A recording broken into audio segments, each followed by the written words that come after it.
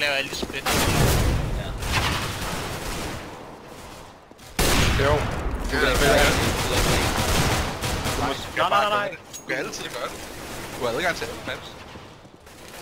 Nej. Du har adgang til alle maps uden pass. Det har du altid haft. Nej. Jo, du har.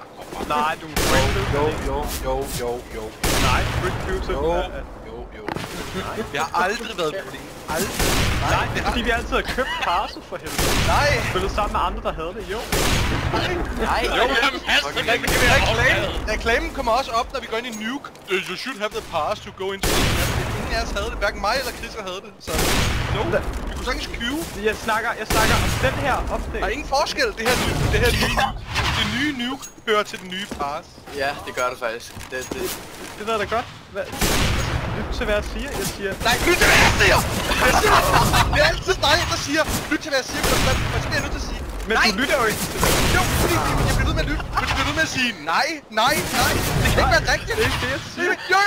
Du siger nej! Du siger nej! Så siger jeg, nej, det er ikke så, jeg tror det er. Så siger du, nej, det er ikke så, jeg tror det er. Så måske er det bare totalt ligegyldigt, altså. Det er det sidste. Du hører med til det nye. Ja. Den nye mission. Yep. Den nye mission skal man have. Nej, det skal man ikke, faktisk. Man skal overhovedet ikke have den for at spille det her.